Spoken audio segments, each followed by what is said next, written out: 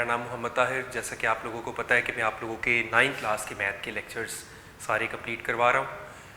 आज हम लेक्चर 11 के साथ आगे बढ़ेंगे इंशाल्लाह। लास्ट लेक्चर में आप लोगों को याद होगा हमने लास्ट 2 लेक्चर्स में हमने matrices equations system of linear equation solve करने की टेक्निक सीखी थी। एक मैट्रिक्स इन्वर्स मेथड था, दूसरा क्रैमर्स रूल था। लॉन्ग क्वेश्चन के लिए बड़े इंपॉर्टेंट क्वेश्चंस हैं। अब उसी जो हमने टेक्निक सीखी उसी टेक्निक की प्रैक्टिकल एप्लीकेशन है वर्ड प्रॉब्लम्स की शक्ल में। तो वर्ड प्रॉब्लम्स की क्वेश्चंस की जो रिक्वायरमेंट बुक में लिखी हुई है वो कुछ यूँ लिखा हुआ है कि solve the following word problems by using number 1 matrix inverse method and second Cramer's rule. यानी आपने ये सारे क्वेश्चंस मैट्रिक्स इन्वर्स से भी करने हैं और क्रैमर्स रूल से भी करने हैं।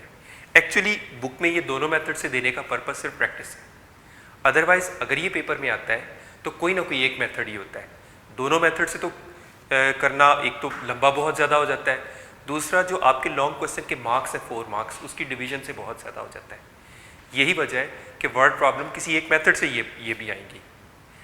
वर्ड प्रॉब्लम्स को स्टार्ट करने से पहले एक छोटी सी मैं टिप आपको दे रहा हूँ कि वैसे ये टिप सिर्फ इन क्वेश्चंस पे नहीं, जब भी कभी आप वर्ड प्रॉब्लम्स कर रहे होंगे, 9th में कर रहे हैं, 10th में कर रहे हैं, हायर क्लासेस में कर रहे हैं, किसी किस्म के एंट्री टेस्ट में कर रहे हैं, किसी किस्म का भी टेस्ट में जब भी वर्ड प्रॉब्लम्स आती हैं और मोस्टली वर्ड प्रॉब्लम्स ही आती हैं, तो वहाँ पर अक्सर बच्चों को ये कन्फ्यूजन होती है कि उन्हें आइडिया ही नहीं हो रहा होता कि हम इसको सॉल्व किस तरह से करें। भाई सॉल्व करने के लिए पहले ज़रूरी आप इक्वेशन फॉर्म में लेकर आएंगे।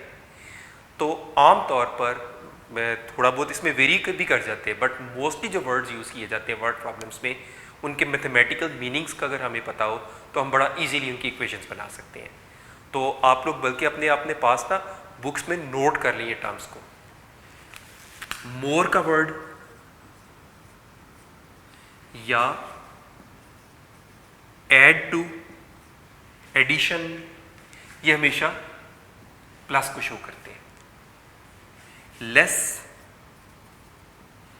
डिफर बाय और इवन डिफरेंस का वर्ड ये माइनस को शो करता है। टाइम्स का वर्ड, प्रोडक्ट का वर्ड ये मल्टीप्लाई को शो करता है। जैसे कहा जाता है ना कि age of father is 3 times the age of son. Times का वर्ड है तो 3 से मल्टीप्लाई करना होता है। प्रोडक्ट का मतलब भी मल्टीप्लाई है। द प्रोडक्ट ऑफ 2 नंबर्स का मतलब उनको मल्टीप्लाई करना होता है। पार्ट का वर्ड जैसे the age of son is 1/3 part of father's age, तो ये डिवीजन को शो करता है। उसके अलावा इज, बिकम्स, रिजल्ट्स, इस टाइप के वर्ड्स इक्वल साइन को शो करते हैं। वेरिएशन आती है लेकिन मैं मोस्टली जो यूज होने वाले वर्ड्स हैं वो बता रहा हूँ। इनके अलावा भी वर्ड समटाइम यूज होते हैं लेकिन ज़्यादातर क्वेश्चन में इसी टाइप के वर्ड्स होते हैं। आप इन्हीं वर्ड्स को अगर आप याद रखें तो उन वर्ड प्रॉब्लम की स्टेटमेंट को मैथमेटिकल इक्वेशन में कन्वर्ट करना बहुत ईजी हो जाता है। तो इसी टेक्निक को यूज़ करते हुए आप लोग अपने पास इनको नोट कर लीजिएगा। इसी टेक्निक को यूज़ करते हुए हम एक्सरसाइज 1.6 के वर्ड प्रॉब्लम स्टार्ट करते हैं। क्वेश्चन नंबर 1 आपको याद होगा, क्वेश्चन नंबर 1 के 8 पार्ट्स थे और उन क्वेश्चंस को हमने मैट्रिक्स इन्वर्स मेथड से भी किया था और उन्हीं क्वेश्चंस को हमने क्रैमर्स रूल से भी किया था। मैं आज आप लोगों को इन वर्ड प्रॉब्लम्स को इक्वेशन फॉर्म में कन्वर्ट करके दूंगा। आप लोगों ने just for practice matrix inverse से और क्रैमर्स रूल से सॉल्व आप लोग करेंगे इसको, लेकिन कंप्लीट डिस्कशन करके प्रॉपर इक्वेशंस बना के एक तरह क्वेश्चन प्रॉपर प्रिपेयर करके आप लोगों को दूंगा। आप लोगों ने जस्ट उसका सोल्यूशन करना होगा। Question number 2, statement of the question is the length of a rectangle is 4 times its width। Rectangle इस शेप को कहा गया।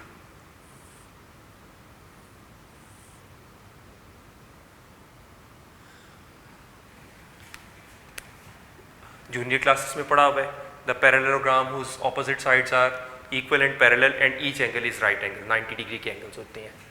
तो उसकी अगर ये लेंथ है, इसको हम विड्थ अज्यूम कर लें। तो फर्स्ट स्टेटमेंट आपको गिवन है कि the length of rectangle is 4 times it's width. उसके बाद the perimeter of rectangle is 150 centimetre. तो पेरीमीटर का जब भी कभी वर्ड आएगा तो उससे फौरी तौर पर आपको पहचानना होगा the length of boundary of any geometrical figure. तो रेक्टेंगल का पेरीमीटर का मतलब इसकी टोटल बाउंड्री की लेंथ, और रेक्टेंगल के पेरीमीटर का फार्मूला हम ऑलरेडी जानते हैं। तो perimeter is equal to 2 into length plus width. ये अभी हम यूज भी करेंगे इसमें। क्वेश्चन की रिक्वायरमेंट क्या है? Find the dimensions of rectangle. Rectangle की डायमेंशंस बतानी है। डायमेंशन एक जनरल टर्म है। डायमेंशंस में लेंथ टाइप चीज़ें मेजर करने वाली आ जाती हैं। लाइक लेंथ और विड्थ दोनों को ही जनरली डायमेंशंस कहा जाता है। अगर एक रूम की स्पेस की हम बात करेंगे, लेंथ, विड्थ, हाइट तीनों उसकी डायमेंशंस में आती हैं। इसी तरह सर्कल से रिलेटेड अगर हम बात करें, सर्कमफ्रेंस, रेडियस, ये एक तरह से सर्कल से रिलेटेड डायमेंशंस होती हैं। तो डायमेंशन एक ज़रा जनरल टर्म है हमारे लिए। इस क्वेश्चन में डायमेंशन स्पेसिफिकली लेंथ और विड्थ को कहा जा रहा है। तो अब सबसे पहले हम प्रॉपर इस वर्ड प्रॉब्लम का डेटा बनाते हैं। तो let length of rectangle be x and width को हम y सपोज कर लेते हैं। पेरीमीटर भी आपको गिवन है। पेरीमीटर ऑफ रेक्टेंगल वो आपको 150 सेंटीमीटर्स गिवन है। तो डायमेंशंस x और y आपको फाइंड आउट करनी है। अब हम कंडीशंस अप्लाई करते हैं। According to given conditions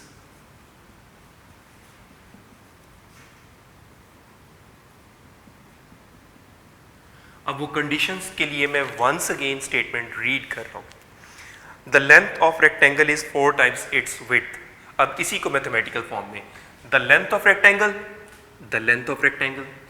is, ये रहा is 4 times it's width, 4 times it's width.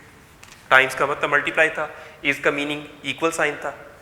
तो length of rectangle is 4 times it's width. तो इस तरह फर्स्ट कंडीशन आ जाती है। या थोड़ा इसको स्टैंडर्ड फॉर्म में अगर हम लेकर आए तो स्टैंडर्ड फॉर्म में आपको याद होगा एक्स वाई वाली टर्म्स एक साइड पर होती हैं, कांस्टेंट दूसरी साइड पर होगा।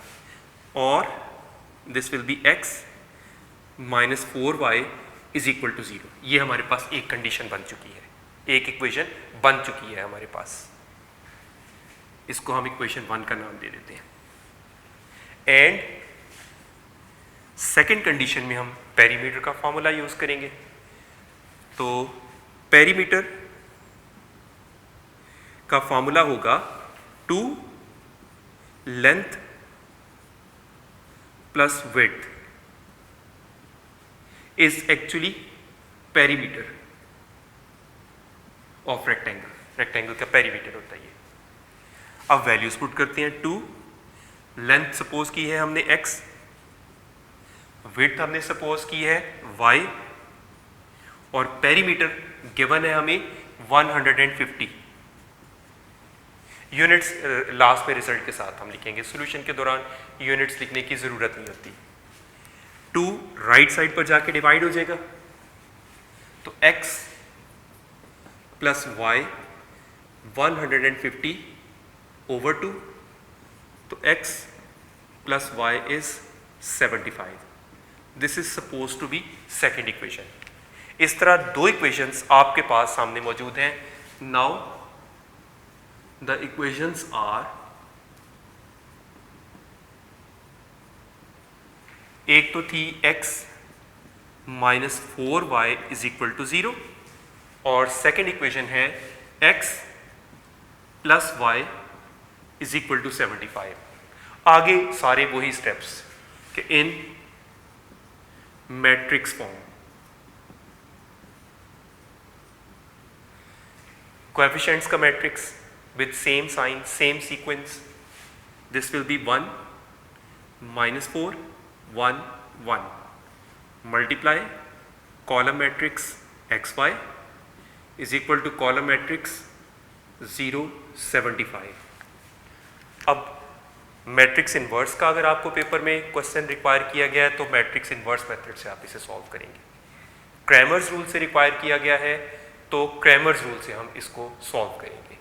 तो कंप्लीट बेटे आप लोग इसको खुद करेंगे थोड़ी सी, क्योंकि लास्ट टाइम जितने के क्वेश्चंस थे मैट्रिक्स इन्वर्स के भी और क्रैमर्स रूल के भी वो सारे मैंने आपको बोर्ड पर एक्सप्लेन किए हैं। आपको मैट्रिक्स इन्वर्स और क्रैमर्स रूल दोनों की प्रैक्टिस करके देखा होगा। होपफुली आपको ईजीली समझ आ गए होंगे और सेकेंडली आपने प्रैक्टिस भी की होगी। दैट्स वाई आई वांट कि इनका आप जो सोल्यूशन वाला पोर्शन है आप लोग वो करेंगे खुद, राइट। इसके बाद क्वेश्चन नंबर 3। क्वेश्चन नंबर 3 भी स्टार्ट इसका काफ़ी हद तक कैसा था, इस वजह से मैं उन्हीं कंडीशंस के साथ आपको एक्सप्लेन कर रहा हूँ। रेक्टेंगल का यूज़ है, पेरीमीटर का इसमें भी काम आएगा, सिर्फ फर्स्ट कंडीशन का फ़र्क है। अगर हम क्वेश्चन को रीड करें, the question is the two sides of a rectangle differ by 3.5 centimeter. Find the dimensions of rectangle if its perimeter is 67 centimeters. तो आपने नोट किया कि सेकंड कंडीशन तो वही है, जस्ट फर्स्ट कंडीशन का डिफरेंस है। उसी तरह से हम रेक्टेंगल शो करेंगे, विड्थ एंड लेंथ। सपोज कर लिया the length of rectangle x suppose कर ली and the width of rectangle y suppose कर ली। Perimeter of rectangle question number 3 में हमें गिवन है 67 सेंटीमीटर्स। कंडीशंस अप्लाई करते हैं उसी तरह से।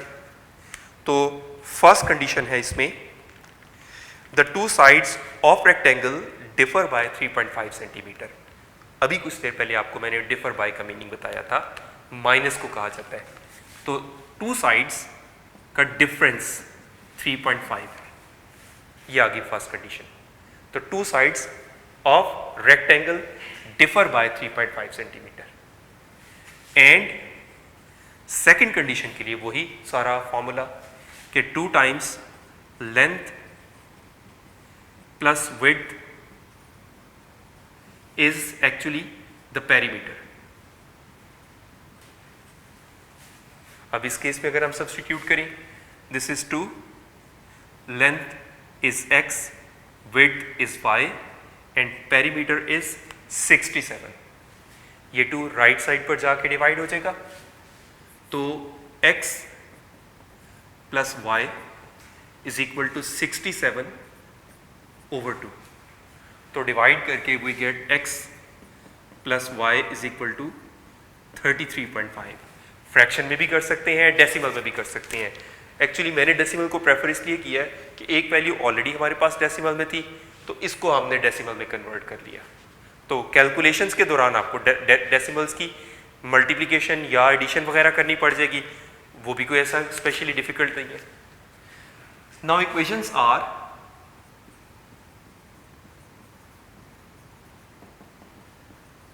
एक तो थी हमारी x minus y is equal to 3.5 और सेकेंड है x plus y is equal to 33.5। ये दोनों इक्वेशंस हो गई। अब उसी तरह से मैट्रिक्स फॉर्म में अगर हम इसको कन्वर्ट करें, तो कोएफिशिएंट्स का matrix with same sequence and sign 1 -1 1 1 multiply column matrix of xy is equal to column matrix of 3.5 33.5। और आगे वही बात कि जिस तरह से आपको पेपर में ये इसका मेथड गिवन हो कि आपने मैट्रिक्स इन्वर्स से करना है या क्रैमर्स रूल से करना है, आप उसके अकॉर्डिंगली इसको करेंगे। तो इसको भी कंप्लीट आप लोगों ने खुद ही करना है, राइट। उसके बाद आ जाता है क्वेश्चन नंबर 4। क्वेश्चन नंबर 4 में the third angle of an isosceles triangle is 16 degrees less than the sum of its two equal angles. तो इसमें आइसोसेलेस ट्राइंगल का जिक्र है। Do you remember isosceles triangle junior classes में आप लोगों ने पढ़ी हुई है। The triangle whose two sides are equal in length, third length usually unequal समझी जाती है। तो दो साइड जिसकी इक्वल हो उसे हम आइसोसेलेस ट्राइंगल का नाम देते हैं। ये तो हमने साइड्स के पॉइंट ऑफ व्यू से पढ़ा, और रियली आइसोसेलेस ट्राइंगल की डेफिनेशन का ताल्लुक साइड से है। लेकिन हम ये भी तो रूल पढ़ चुके हैं ना कि अगर ट्राइंगल की टू साइड्स इक्वल हैं तो उनके ऑपोजिट एंगल्स भी इक्वल होंगे। तो यही बात एंगल्स के लिए भी दुरुस्त साबित होती है कि आइसोसेलेस ट्राइंगल के टू एंगल्स इक्वल होते हैं और थर्ड एंगल अनइक्वल होगा। तो क्वेश्चन की रिक्वायरमेंट यही है कि आपको उसके एंगल्स फाइंड आउट करने। तो find the three angles of triangle. तो इसमें सपोजिशन हम क्या करेंगे, let each equal angle of isosceles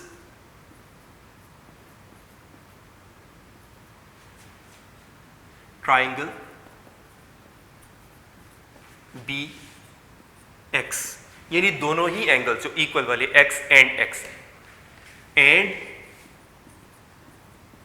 unequal angle उसको हम y सपोज कर लेते हैं। अब कंडीशंस अप्लाई करते हैं। नाउ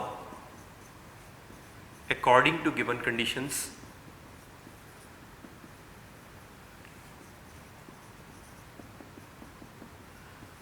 अब वो कंडीशंस क्या है, सी दोबारा हम उसकी स्टेटमेंट पढ़ते हैं।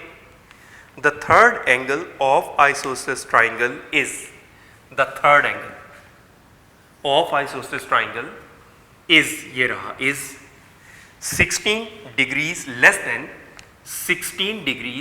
Less than the sum of its two equal angles. ठीक है, तो मैं वंस अगेन ये स्टेटमेंट से बता रहा हूं, the third angle of isosceles triangle is 16 degrees less than the sum of its equal angles, right? अब थोड़ा सा इसको स्टैंडर्ड फॉर्म में लाने के लिए हम क्या वर्किंग करते हैं, x plus x is 2x, और ये y राइट पर जाके माइनस y हो जाएगा, और ये 16 राइट पर माइनस है, ये इस साइड पर आकर पॉजिटिव हो जाएगा। तो ट्रांसपोजिशन हमने कुछ एडजस्ट की और इवन साइड चेंज कर ली, क्योंकि यूजुअली हम वेरिएबल्स हम लेफ्ट साइड पर लिखते हैं। 2x minus y is equal to 16। Now this is suppose to be first equation. Second equation के लिए अगर हम क्वेश्चन को दोबारा भी पढ़ेंगे ना तो भी हमें कोई सेकेंड कंडीशन नहीं है। मैं वंस अगेन रीड कर रहा हूँ। The third angle of isosceles triangle is 16 degrees less than the sum of its two equal angles. Find the three angles of the triangle. Second condition ही नहीं given. तो sometime ये situation होती है कि सेकेंड कंडीशन हमारे previous knowledge से हमें मिल जाती है, यानी इन अदर वर्ड्स उसके अंदर क्वेश्चन के अंदर ही हिडन मौजूद होती है, जो हमें पहले से एक तरह से प्रीवियस नॉलेज से हमें पता होता है, और उसमें हम प्रॉपर्टी ऑफ ट्राइंगल अप्लाई करेंगे। तो ट्राइंगल के थ्री एंगल्स का सम आप सब लोग जानते हैं 180 डिग्री होता है। इस प्रॉपर्टी को यूज़ करते हैं हम सेकेंड कंडीशन भी निकाल सकते हैं। As sum of angles of triangle is 180 degree. ये रूल ऑलरेडी हमें पता है। सम में कौन कौन सा एंगल है?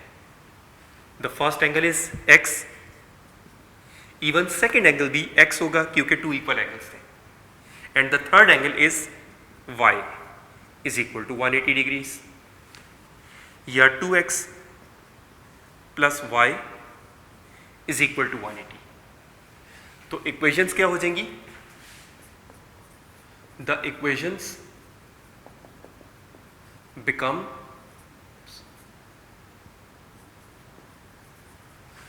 अगेन इनको हम रीराइट करते हैं।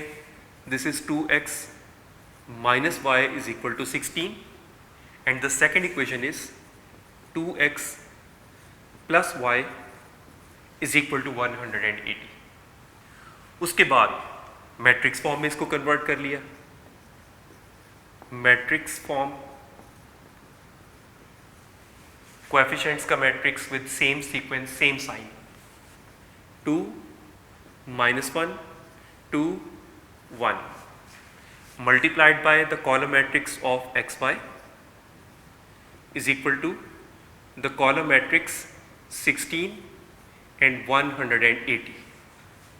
और आगे सॉल्व करने की वही technique, if required in matrix inverse तो उससे कर लेंगे आप लोग, and if required in Cramer's rule तो आप उससे कर सकते हैं जी। नेक्स्ट क्वेश्चन है क्वेश्चन नंबर 5।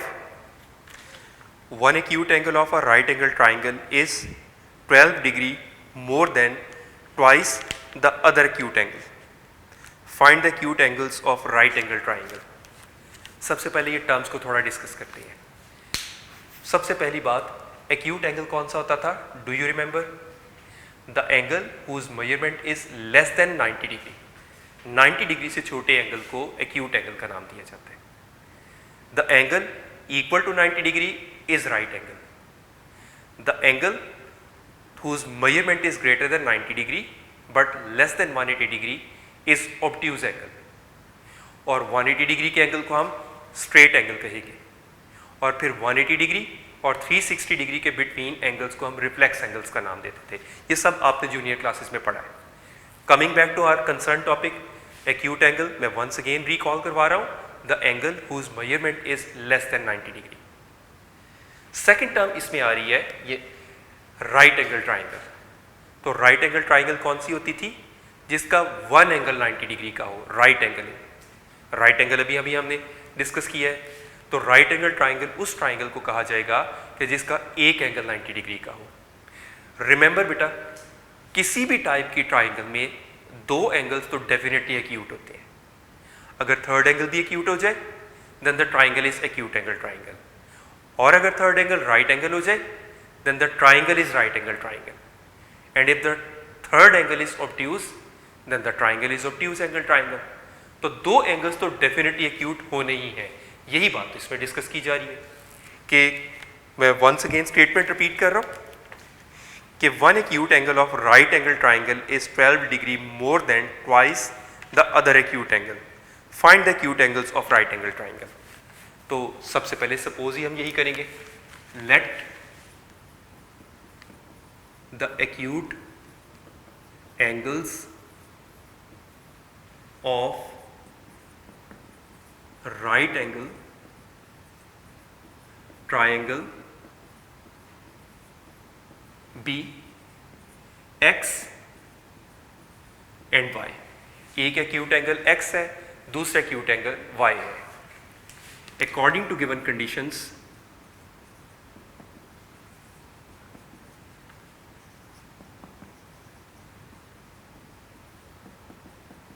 अब वो कंडीशंस क्या है वंस अगेन रीड करते हैं। वन एक्यूट एंगल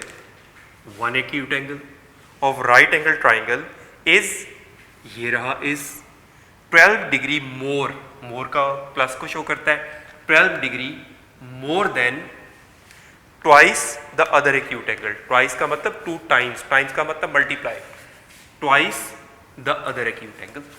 राइट, मैं फिर से बोल रहा हूं, one acute angle of right angle triangle is 12 degree more than twice the other acute angle।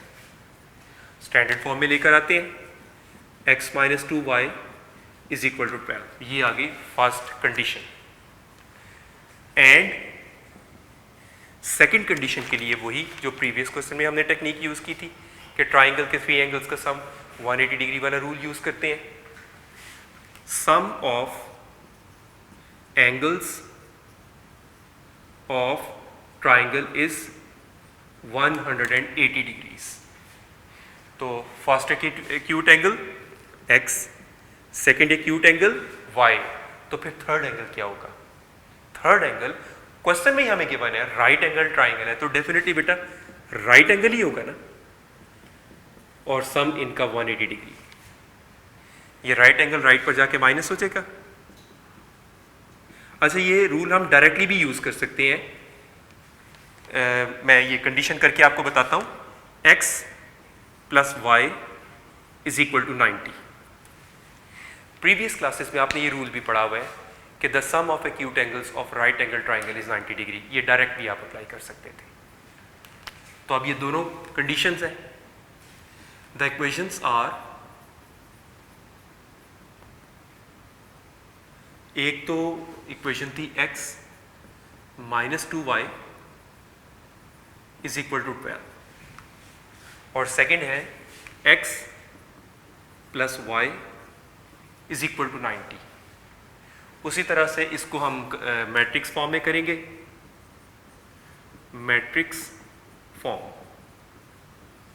तो मैट्रिक्स की शक्ल में आ जाएगा कोएफिशिएंट्स का matrix with same sequence same signs, 1 -2 1 1 multiply the column matrix of xy is equal to the column matrix of 12 and 90 और solve आप लोग खुद ही जो क्वेश्चन में गिवन टेक्निक होगी उसके साथ करेंगे। इसके बाद लास्ट क्वेश्चन आ जाता है, क्वेश्चन नंबर 6। क्वेश्चन नंबर 6 है, इसकी स्टेटमेंट थोड़ी कंफ्यूजिंग है, इसके लिए थोड़ा सा आपको इन्वॉल्व होना होगा ज़्यादा। 2 cars that are 600 kilometers apart are moving towards each other। यानी टोटल डिस्टेंस ऑफ कार्स हमें गिवन है, total distance of cars 600 kilometres है, are moving towards each other, एक दूसरे की तरफ अप्रोच कर रही है। Their speeds differ by 6 kilometre per hour and the cars are 123 kilometres apart after travelling 4.5 hours. 4.5 hours travel करने के बावजूद अभी अप्रोच नहीं किया उन्होंने। They are still 123 kilometres apart, यानी ये रिमेनिंग डिस्टेंस है। तो रिमेनिंग डिस्टेंस इज 123 किलोमीटर्स। अब अगर दोनों कार्स का टोटल डिस्टेंस 600 किलोमीटर्स था, A and B total 600 kilometres था, दोनों अप्रोच कर रही हैं एक दूसरे को, लेकिन जो रिमेनिंग डिस्टेंस है ये वाला, ये गैप वाला, ये 123 है। तो फिर कवर तो उन्होंने ये वाला किया ना, तो वो टोटल 600 में से 123 को माइनस करके कवर डिस्टेंस आ जाएगा ना, टोटल में से रिमेनिंग को माइनस करके कवर डिस्टेंस आ जाएगा। तो कवर्ड डिस्टेंस या डिस्टेंस कवर्ड इज 600 माइनस 123, तो ये आ जाता है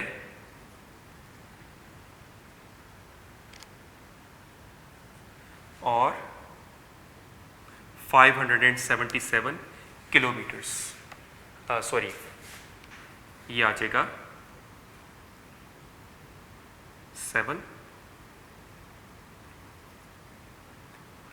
477 किलोमीटर्स का डिस्टेंस आ जाएगा, ये कवर्ड डिस्टेंस है।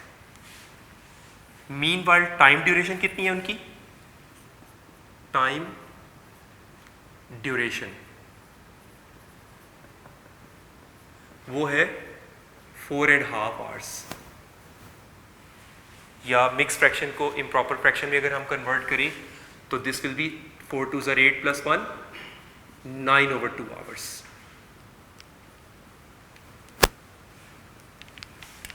इतनी टाइम ड्यूरेशन थी। रिक्वायर्ड क्या है? Find the speed of each car. Let the speeds of cars be x kilometre per hour and y kilometre per our. अब इसी सारी सिचुएशन से हमें इसकी कंडीशन बनानी है। कंडीशन कैसे? कि फर्स्ट कंडीशन तो quite easy, according to given conditions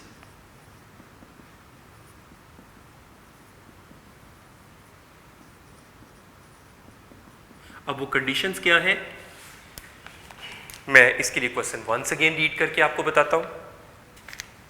2 cars 600 kilometre apart are moving towards each other.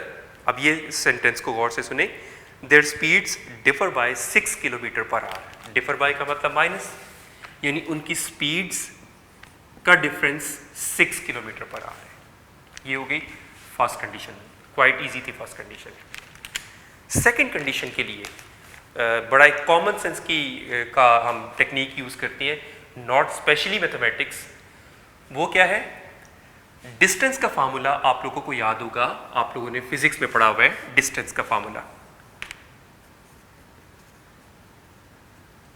यानी v is equal to s/t पढ़ा हुआ है ना। मैं फिजिक्स की टर्म्स में अगर आपको याद दिलाऊं तो डिस्टेंस क्या होगा? Speed into time. Distance is equal to time multiplied by speed. इसको हम यूज करेंगे। तो डिस्टेंस ही कवर्ड हमें यूज करना है। तो and distance covered by first car plus distance covered by second car will be equal to the covered distance, total covered distance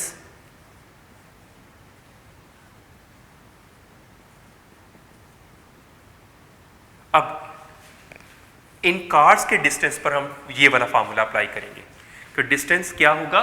time multiplied by speed.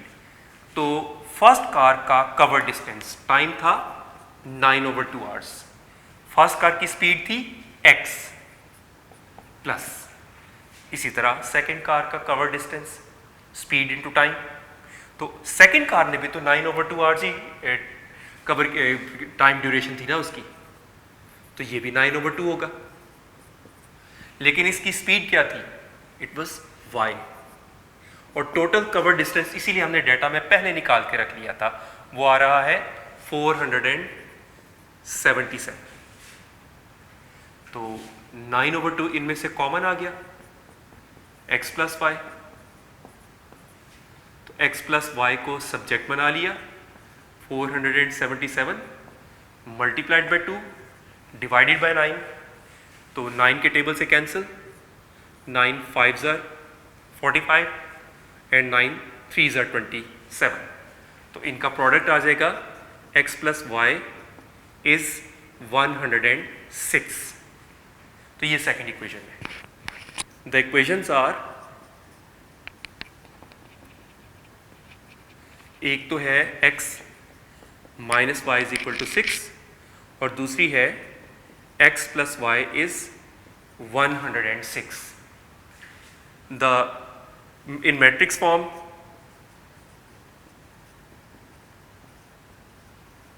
बाकी वही मैट्रिक्स फॉर्म में convert करके solve करने वाला process आप लोग complete करेंगे जैसे पेपर में रिक्वायर्ड होगा, राइट। इस तरह आपकी एक्सरसाइज 1.6 कंप्लीट हुई। अब लास्ट इसकी रिव्यू एक्सरसाइज स्टार्ट करते हैं। रिव्यू एक्सरसाइज में पहले तो आ जाता है ऑब्जेक्टिव टाइप। ऑब्जेक्टिव टाइप पे 2 क्वेश्चंस हैं, एक एमसीक्यूज का है, एक फिल इन द ब्लैंक्स का है। फिल इन द ब्लैंक्स को फिलहाल आपको as fill in the blanks ही बताया जा रहा है, लेकिन बोर्ड के पेपर्स में आपको फिल इन द ब्लैंक्स नहीं आते, सिर्फ एमसीक्यूज आते हैं। तो आपके जो यूनिक नोट्स में उनमें ये फिल इन द ब्लैंक्स को भी एमसीक्यूज बनाकर ही लिखा गया है। कुछ एडिशनल भी शामिल किए गए हैं। वो इस तरह के लॉजिकल एमसीक्यूज बनाए गए हैं कि उनसे बाहर तो बोर्ड के पेपर में सवाल ही पैदा नहीं आता कि आ सके। इसलिए जब आप ये एमसीक्यूज कर लिया करें तो कुछ एडिशनल्स को भी फोकस किया करें, वो भी मैनी टाइम्स काम आ जाते हैं।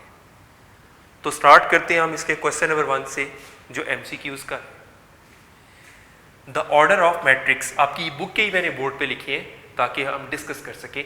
आप लोग चाहे तो बुक्स खोल के सामने रख के ना, इसको आप लोग खुद भी ज़रूर सामने रख के इसको देखिएगा।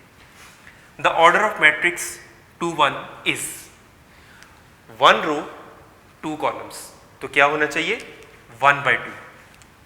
ये इसका करेक्ट आंसर है, बी ऑप्शन। सेकंड है square root 2 0 0 square root 2 is called dash matrix.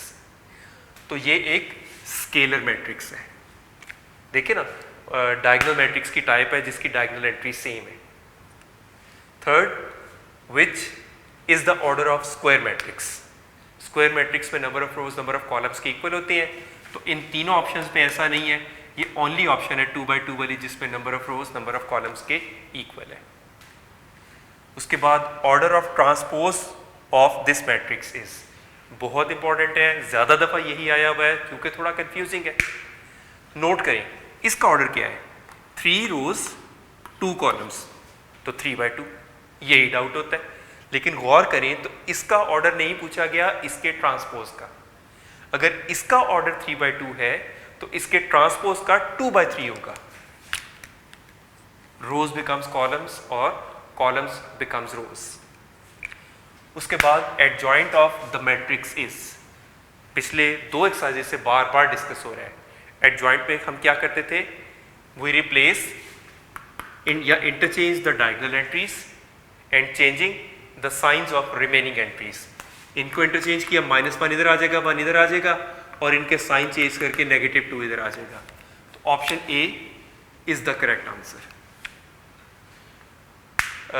यहाँ पर जो सीक्वेंस है, याद रखिएगा बेटा, बोर्ड में ये सीक्वेंस होना कोई कंपलसरी नहीं है। हो सकता है यही एमसीक्यूज में ऑप्शन ए पर ना हो, ये ऑप्शन सी पर या कहीं और हो। तो इसलिए एमसीक्यूज के ना लॉजिकली आप उनके आंसर्स को देखा करें। वैसे भी एक बात याद रखिएगा कि अगर आपको 100% भी कंफर्म है ना कि ए ऑप्शन इसका करेक्ट आंसर है, तो भी आप अगली ऑप्शंस को जरूर देखें। Many times choose the best answer होता है। द प्रोडक्ट रोज कॉलम से मल्टीप्लाई 2x माइनस पाई वाला option C is the correct answer. उसके बाद इसको मैं शॉर्टली थोड़ा सॉल्व करके नीचे दिखा देता हूँ। Diagonal entries minus product of diagonal entries minus the product of remaining entries, expand कर दिया तो 2x is equal to 9 is equal to 18, 3 6 are 18, या x की वैल्यू 18 को 2 से डिवाइड करके 9 आ जाती है। तो 9 इज द करेक्ट आंसर। उसके बाद ये थोड़ा सॉल्व करने वाला है, ये शॉर्ट क्वेश्चन के तौर पर भी आ सकता है कि इसमें matrix x plus -1 -2 0 -1 is equal to 1 0 0 1। Simple एक मैट्रिक्स इक्वेशन है। सब्जेक्ट हमें x को बनाना है, तो जो मैट्रिक्स उसके साथ प्लस हो रहा है वो राइट पर जाके माइनस हो जाएगा। तो x विल बी 1 0 0 1 में से ये मैट्रिक्स माइनस हो जाएगा, और 1 minus into minus plus, 0 minus minus plus, 0 minus 0, और उसी तरह से 1 प्लस 1। तो ये आ जाएगा 2 2 0 2। D option is the correct answer. Question number 2, fill in the blanks, complete the followings. 0 0 0 0 is called dash matrix. इसको null matrix भी कहते हैं और जीरो मैट्रिक्स भी कहते हैं, दोनों ही ठीक है। सारी बात MCQ बन के आएगा, जो ऑप्शन होगी आप उसको प्रॉपर्ली टिक करेंगे। 1001 इज कॉल्ड, इसके भी 2 नाम थे, आइडेंटिटी और यूनिट मैट्रिक्स भी इसको कहते थे। उसके बाद एडिटिव इनवर्स में सिर्फ साइन चेंज किए जाते हैं, तो इसका आंसर है -1 2 0 1। जो पॉजिटिव्स थे वो नेगेटिव्स हो जाएंगे, जो नेगेटिव्स हैं वो पॉजिटिव्स हो जाएंगे, where as 0 remains 0। In general multiplication, in matrix multiplication generally AB BA के इक्वल नहीं होता, नॉट इक्वल टू होता है। कम्यूटेटिव प्रॉपर्टी मैट्रिक्स मल्टीप्लिकेशन में जनरली रिलेट नहीं करती।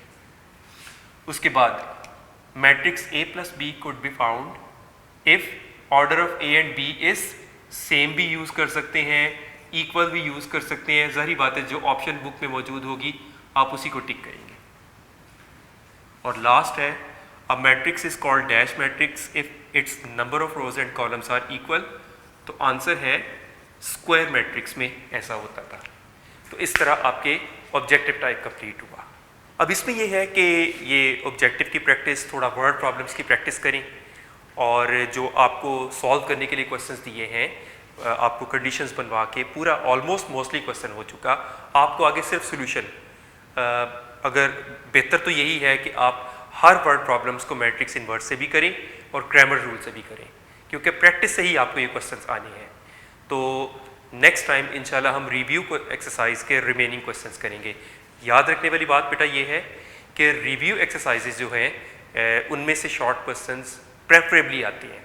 बोर्ड के पेपर में एग्जामिनर, ज़ाहिर बात है जिसने पेपर बनाना है, जहाँ पर ज़्यादा शॉर्ट क्वेश्चंस मिल जाएंगे तो वो प्रेफरेबली वहाँ से लेते हैं। तो रिव्यू एक्सरसाइजेज में से जो शॉर्ट क्वेश्चंस मौजूद हैं वो भी बहुत इंपॉर्टेंट है। तो नेक्स्ट लेक्चर में इंशाल्लाह हम रिव्यू एक्सरसाइज के रिमेनिंग क्वेश्चंस कंप्लीट करके ये चैप्टर कंप्लीट हो जाएगा इंशाल्लाह। थैंक यू वेरी मच बेटा।